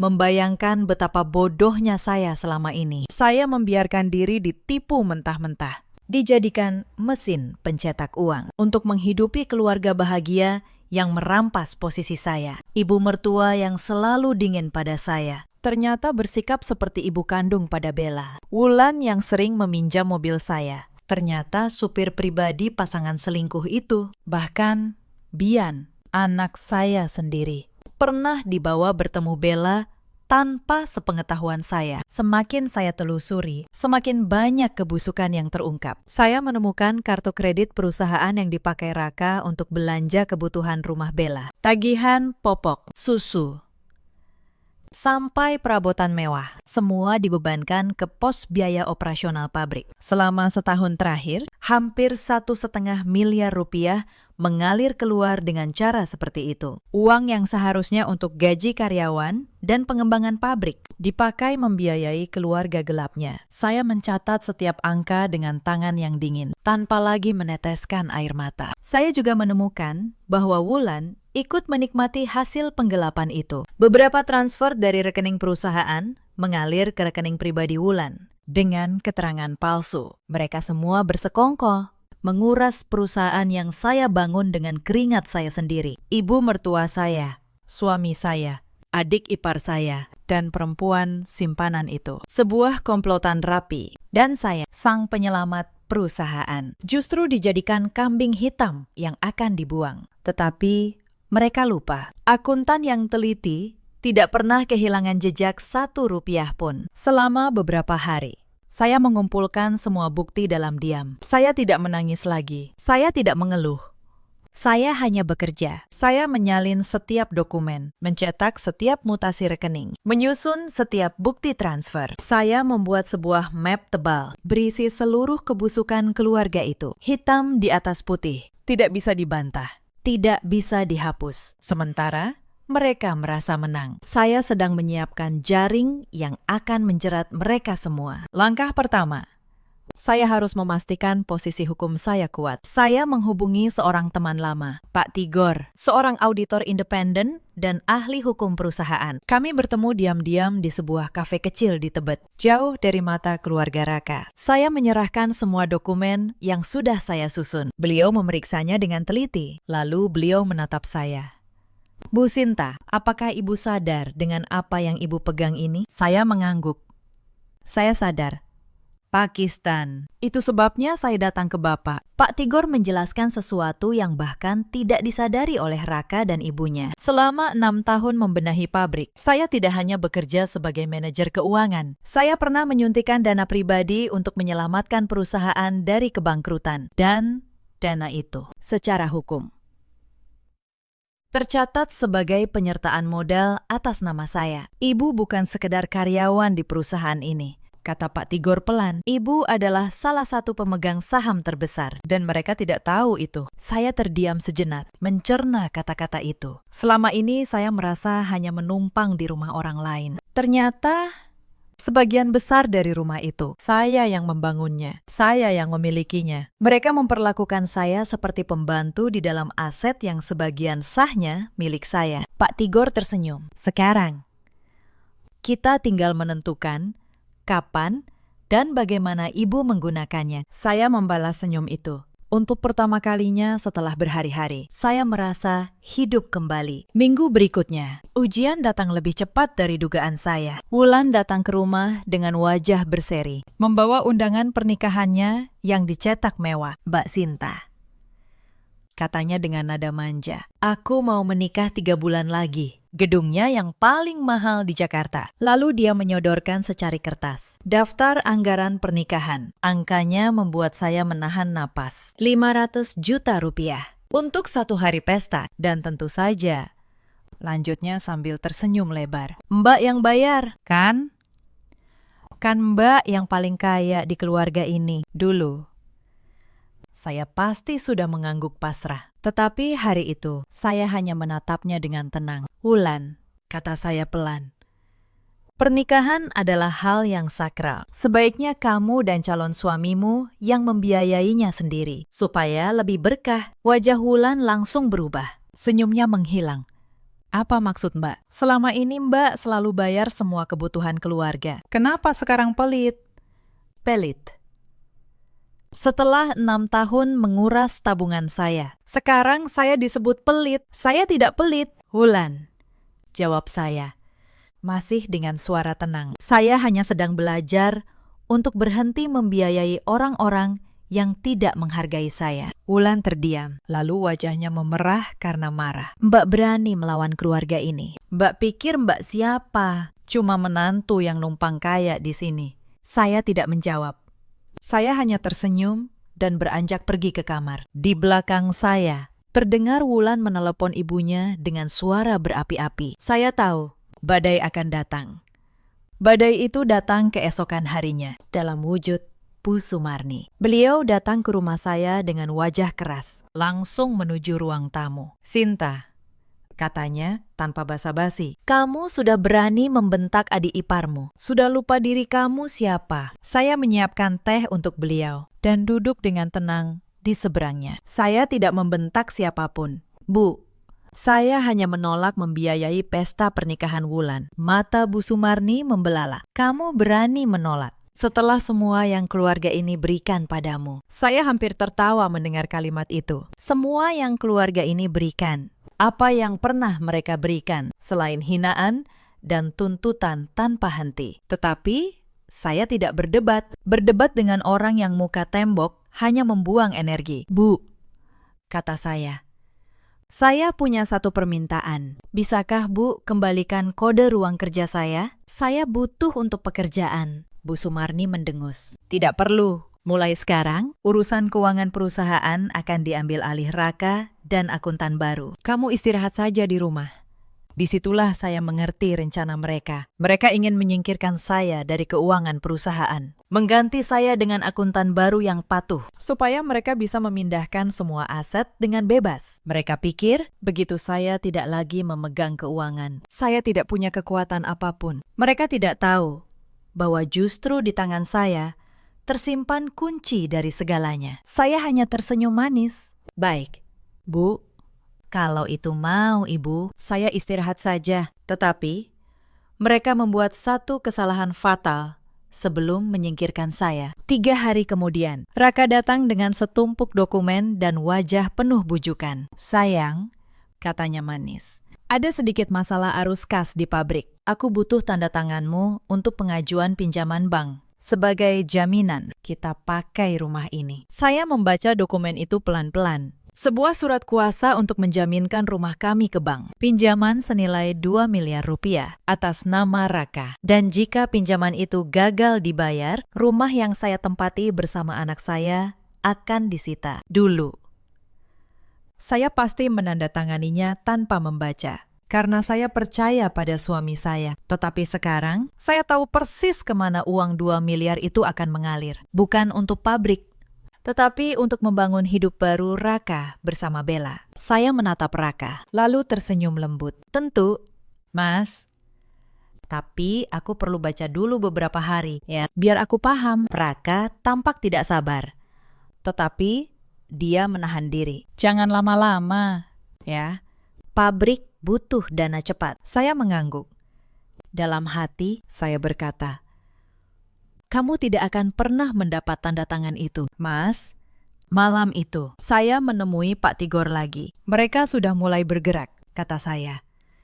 Mereka mau menjaminkan rumah saya untuk pinjaman 2 miliar. Pak Tigor mengangguk serius. Berarti waktunya sudah dekat. Kita harus bertindak sebelum mereka. Kami menyusun rencana dengan teliti. Langkah demi langkah. Pertama, saya akan mengaktifkan hak saya sebagai pemegang saham dan meminta audit menyeluruh atas keuangan perusahaan. Audit yang sah, yang akan membongkar setiap rupiah yang Raka selewengkan untuk perempuan lain. Saya mengirim surat resmi sebagai pemegang saham, meminta dilakukan audit independen. Surat itu dikirim oleh Pak Tigor, lengkap dengan dasar hukum yang tidak bisa ditolak. Raka dan Bu Sumarni panik. Mereka tidak menyangka saya mengetahui posisi hukum saya. Mereka mencoba menghalangi, tetapi audit itu sudah berjalan dan tidak bisa dihentikan. Setiap transaksi mencurigakan terbuka satu persatu. Setiap aliran dana ke rekening Bella terungkap. Jaring yang saya tebar mulai mengencang dan mereka belum menyadarinya. 2 minggu berlalu sejak audit dimulai. Suasana di rumah terasa seperti berjalan di atas es tipis yang siap pecah kapan saja. Raka semakin stres, sering pulang larut dengan alasan mengurus masalah audit internal. Dia tidak tahu bahwa sayalah dalang di balik audit yang mengunci setiap celah baginya. Setiap kali dia mencoba meminjam uang pribadi saya untuk menalangi operasional, saya selalu punya alasan halus. Maaf, Mas, uangku sedang dikunci di deposito berjangka, belum bisa dicairkan. Sementara itu, di balik layar, saya memindahkan langkah demi langkah. Saya mengalihkan saham saya ke struktur yang lebih aman, di luar jangkauan Raka. Saya membekukan akses keuangan yang selama ini bisa mereka manfaatkan. Saya menghentikan setiap transfer rutin yang selama ini saya kirim ke Wulan dan Bu Sumarni. Uang saku bulanan Wulan, saya hentikan. Tagihan rutin Bu Sumarni, saya lepas. Mereka mulai merasakan sesuatu yang aneh, tetapi belum tahu sumbernya. Wulan adalah yang pertama mengamuk. Dia datang ke rumah, membanting pintu. Wajahnya merah padam. Mbak, kartu ATM-ku tidak bisa dipakai. Uang saku bulananku tidak masuk. Apa yang Mbak lakukan? Saya menatapnya dengan tenang, sambil menyeruput teh. Oh, itu. Saya berhenti mengirim uang saku. Wulan, kamu sudah dewasa, carilah pekerjaan. Wulan terbelalak. Mbak tidak bisa begitu. Ibu pasti marah besar. Silakan. Jawab saya singkat. Saya tunggu ibu di sini. Bu Sumarni datang setengah jam kemudian dengan amarah yang meledak-ledak. "Sinta, beraninya kamu menghentikan uang keluarga. Kamu pikir kamu bisa bertindak sesukamu?" Saya berdiri, menghadapi beliau dengan tenang yang dingin. "Bu, selama 6 tahun saya membiayai keluarga ini dari kantong saya sendiri. Sekarang saya hanya berhenti. Itu hak saya." "Kamu menantu durhaka," teriak beliau. "Akan kupastikan Raka menceraikanmu dan mengusirmu dari rumah ini." Saya tersenyum.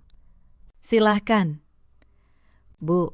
Tapi sebelum itu, ada baiknya Ibu tanya Raka, rumah ini sebenarnya milik siapa?" Kalimat itu membuat Bu Sumarni terdiam sejenak. Lalu beliau pergi dengan wajah penuh kebencian, sambil menggumamkan ancaman. Saya tahu mereka akan semakin terdesak, dan orang yang terdesak akan melakukan kesalahan. Benar saja. Malam itu, Raka pulang dan langsung menyerang dengan amarah. "Sinta, kamu menghentikan semua dana keluarga. Kamu mau menghancurkan kami." Saya menatapnya dingin. "Menghancurkan? Bukankah itu kata yang lebih cocok untuk apa yang sudah kamu lakukan padaku?" Raka tersentak. Tetapi dia berusaha menutupi. "Apa maksudmu? Aku banting tulang untuk keluarga ini, dan kamu malah mengunci semua uang." Saya hampir tertawa. Banting tulang di rumah perempuan lain, mungkin. Tetapi saya belum mengeluarkan kartu saya. Belum waktunya. "Tidak ada maksud apa-apa, Mas," kata saya pelan. "Aku hanya sedang mengatur keuangan agar lebih sehat. Audit kan sedang berjalan." Mendengar kata audit, wajah Raka memucat. Dan saya tahu dia mulai takut.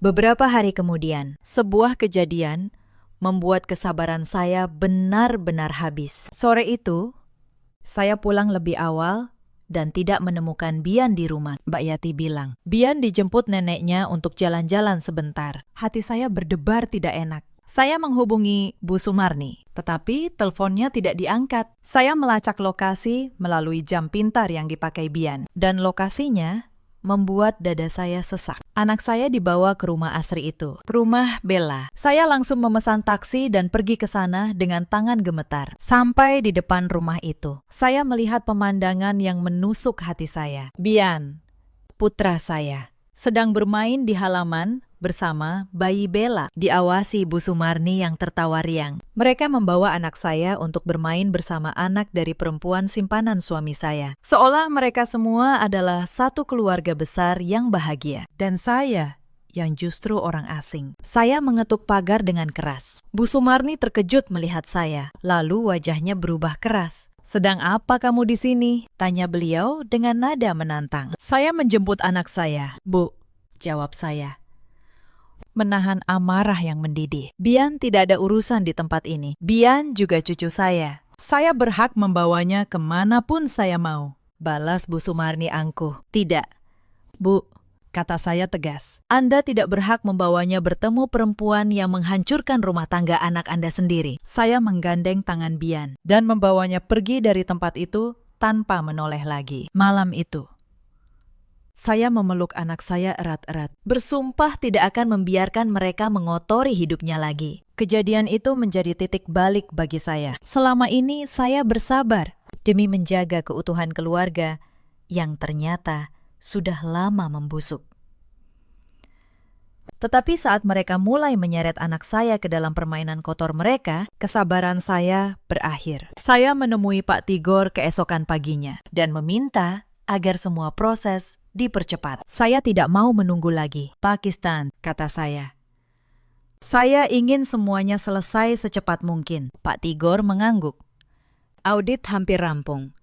Bu, sebentar lagi semua kebenaran akan terbuka." Beberapa hari kemudian, Bu Sumarni melakukan kesalahan terbesarnya. Dalam sebuah acara arisan keluarga besar yang dihadiri banyak kerabat, beliau mempermalukan saya di depan umum. "Lihat menantu saya ini," katanya keras, sambil menunjuk saya. "Sok kaya, padahal cuma numpang di keluarga kami. Tidak becus mengurus suami, sampai suaminya cari kesenangan di luar." Memang, dasar perempuan tidak tahu diri. Para kerabat terdiam. Beberapa menatap saya dengan iba, beberapa dengan tatapan menghakimi. Saya hanya diam, tetapi diam-diam. Ponsel saya merekam setiap kata yang beliau ucapkan. Saya tidak membalas hinaan itu di tempat. Saya hanya tersenyum dan permisi pulang lebih awal. Di dalam mobil, saya memutar kembali rekaman itu dan menyimpannya rapi. Setiap hinaan yang mereka lemparkan justru menjadi amunisi bagi saya. Mereka mengira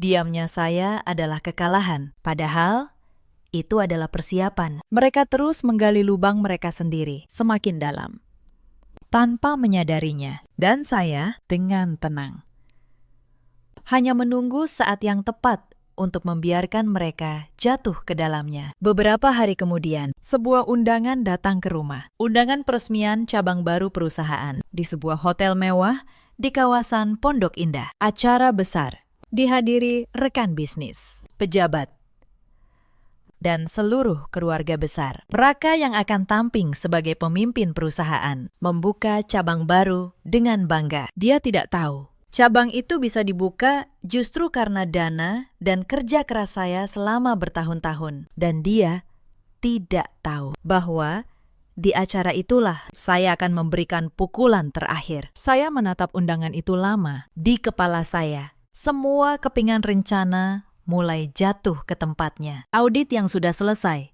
bukti yang sudah lengkap, posisi hukum yang sudah kuat. Bella, yang menurut kabar akan hadir sebagai tamu spesial Raka di acara itu. Bu Sumarni dan Wulan yang akan duduk bangga di kursi keluarga. Semua aktor sudah berkumpul, tinggal menunggu tirai terakhir terbuka. Malam sebelum acara, saya menyiapkan dua hal. Pertama, sebuah map berisi seluruh hasil audit dan bukti pengkhianatan Raka.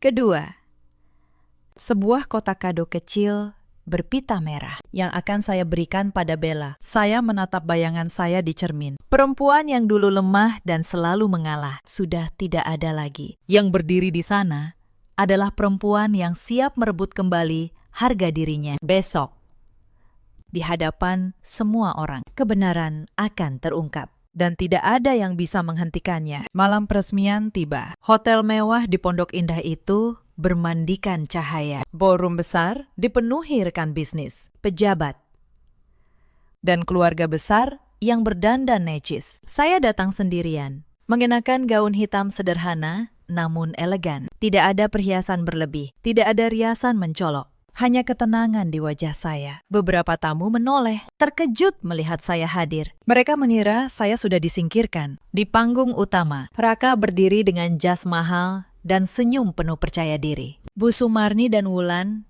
duduk di kursi keluarga, mengenakan pakaian terbaik mereka. Dan di sudut ruangan, saya melihatnya. Bella, perempuan itu duduk anggun di meja dekat keluarga, menggendong bayi laki-laki yang sama dari foto itu. Bayi yang pernah membuat saya menangis sendirian di kamar rumah sakit. Mereka memperlakukan Bella seperti bagian dari keluarga, sementara saya, istri sah, dianggap tamu asing. Acara dimulai.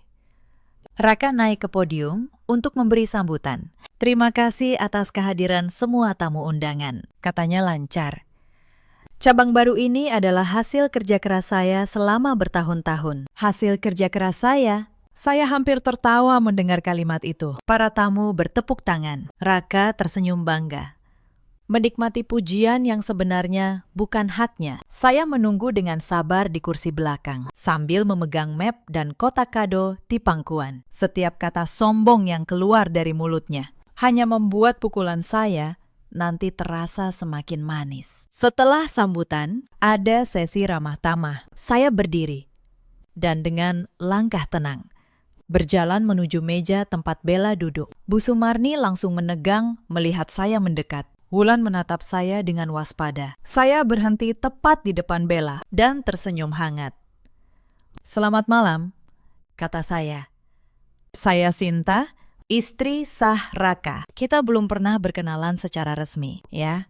Suasana di meja itu seketika membeku. Bella menatap saya dengan wajah pucat. Bu Sumarni bangkit, suaranya tajam. Sinta, jaga mulutmu. Kamu tidak berhak membuat keributan di sini. Suara saya tidak keras, tetapi cukup tajam untuk membuat seluruh meja terdiam. Saya tidak membuat keributan. Bu, kata saya, tenang. Saya hanya datang memberi selamat. Bukankah ini acara keluarga? Beberapa tamu di sekitar mulai memperhatikan. Raka, yang menyadari ada sesuatu, bergegas mendekat.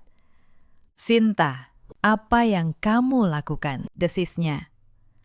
Mencoba menarik lengan saya. Jangan bikin malu di sini. Saya menatapnya. Malu.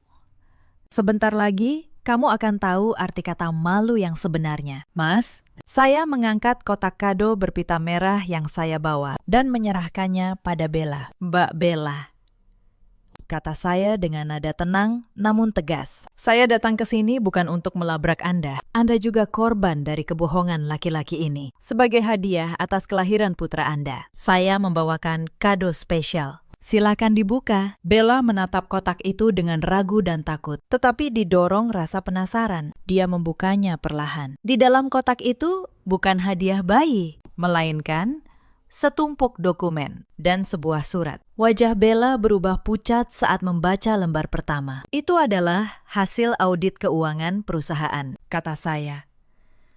Kini cukup keras agar tamu di sekitar mendengar. Di dalamnya tercatat setiap rupiah yang Raka selewengkan dari perusahaan untuk membeli rumah dan mobil Anda. Rumah asri yang Anda tempati, mobil mewah yang Anda banggakan. Semua dibeli dengan uang yang bukan milik Raka. Itu uang perusahaan, dan saya, sebagai salah satu pemegang saham terbesar, mengetahui semuanya. Bella menjatuhkan dokumen itu. Tangannya gemetar. Dia menoleh pada Raka dengan tatapan ngeri. Raka, ini benar. Kamu bilang semua itu uangmu sendiri. Raka panik. Wajahnya pucat pasi. Sinta, hentikan. Kamu tidak tahu apa yang kamu bicarakan, teriaknya. Oh, saya tahu persis. Mas, jawab saya. Mengeluarkan map kedua dari tas saya. Saya membuka map itu di atas meja, di hadapan para tamu yang kini berkerumun. Di dalamnya, percakapan Raka dan Bella tercetak jelas, termasuk satu kalimat yang saya baca lantang. Si Sinta itu cuma alat. Begitu beres, aku ceraikan dia. Saya menatap Raka. Apakah ini juga tidak benar, Mas?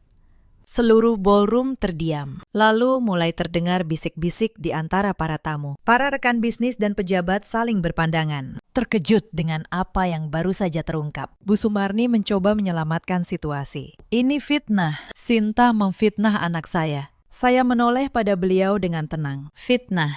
Bu, semua bukti ada di sini. Audit resmi, mutasi rekening, percakapan asli. Silakan dibantah kalau bisa. Bu Sumarni membuka mulut, tetapi tidak ada kata yang keluar, karena memang tidak ada yang bisa dibantah. Untuk pertama kalinya, perempuan yang selalu merendahkan saya itu terdiam, tak berdaya. Lalu, sesuatu yang lebih memalukan terjadi. Wulan, yang panik dan ingin pergi, mencoba membayar sesuatu di meja minuman dengan kartunya. Pelayan menempelkan kartu debit Wulan, memintanya memasukkan PIN. Tetapi mesin berbunyi nyaring. Saldo tidak mencukupi. Wulan terbelalak. Mencoba kartu lain. Hasilnya sama. Dia lupa. Semua uang saku yang selama ini saya transfer sudah saya hentikan 2 minggu lalu. Cepat bayar. Jangan diam seperti orang bodoh, bentak Bu Sumarni pada Wulan di depan semua tamu. Rasa malu keluarga itu sudah sampai ke ubun-ubun. Para tamu kini terang-terangan berbisik, menyinggung ketidakmampuan mereka membayar. Raka menunduk dalam, mengusap wajahnya dengan tangan gemetar. Uangku di rekening sudah habis. Rekening perusahaan dibekukan karena audit, gumamnya lirih. Semua sumber uang yang selama ini mereka nikmati mengalir dari satu orang, dari saya. Dan kini, keran itu sudah saya tutup rapat. Mereka tidak punya apa-apa lagi. Bella berdiri, menggendong bayinya. Air matanya mengalir. Aku juga ditipu, katanya pada saya dengan suara bergetar. Dia bilang, sudah bercerai denganmu. Dia bilang, akan menikahiku. Saya menatapnya tanpa benci. Saya tahu, Mbak, karena itu, saya tidak menyalahkan Anda. Lelaki ini menipu kita berdua. Dokumen di kotak itu bisa Anda pakai untuk menuntut hak anak Anda secara hukum. Jangan biarkan dia lolos begitu saja. Bella menatap saya, lalu mengangguk pelan. Lalu dia berbalik dan pergi meninggalkan Raka tanpa menoleh lagi. Di malam itu, dua perempuan yang dikhianati lelaki yang sama memilih jalan berbeda, tetapi sama-sama meninggalkannya. Raka mengejar saya saat saya berbalik untuk pergi. Sinta, tolong, maafkan aku. Aku hilaf, kita bisa perbaiki semua ini, katanya. Mencengkeram lengan saya. Saya melepaskan tangannya dengan tenang. Perbaiki. Tidak ada yang bisa diperbaiki. Mas, besok surat gugatan cerai akan sampai ke tanganmu. Dan audit ini akan diserahkan ke pihak berwenang. Kamu akan kehilangan perusahaan karena sebagian besar sahamnya ternyata milik saya. Kamu akan kehilangan semuanya. Sama seperti aku yang kehilangan segalanya saat menangis sendirian di kamar rumah sakit. Sementara kamu tertawa di rumah perempuan lain. Raka terjatuh berlutut di lantai ballroom, di hadapan semua tamu. Sinta, kumohon, jangan tinggalkan aku. Aku tidak bisa hidup tanpamu, ratapnya. Saya menatapnya untuk terakhir kali. Tidak ada lagi cinta, tidak ada lagi benci, hanya kelegaan. Kamu salah, Mas. Kamu bukan tidak bisa hidup tanpaku. Kamu hanya tidak bisa hidup tanpa uangku. Dan itu sudah berakhir malam ini. Saya berbalik dan melangkah keluar dari ballroom itu dengan kepala tegak, meninggalkan keluarga yang runtuh di belakang saya. 3 bulan setelah malam itu, hidup saya berubah total. Proses perceraian berjalan cepat. Dengan semua bukti yang ada di tangan saya, pengadilan memutuskan hak asuh Bian sepenuhnya jatuh pada saya, sang ibu. Audit yang saya serahkan membongkar penggelapan dana perusahaan oleh Raka. Dia kehilangan jabatannya dan harus menghadapi proses hukum atas penyelewengan yang dilakukannya. Sementara saya, sebagai pemegang saham terbesar, mengambil alih kendali perusahaan yang dulu saya selamatkan. Bu Sumarni dan Wulan kehilangan semua kemewahan yang dulu mereka banggakan. Tanpa dana dari saya, gaya hidup mereka runtuh seketika. Wulan, yang tidak pernah bekerja, akhirnya harus mencari pekerjaan pertamanya di usia hampir 30.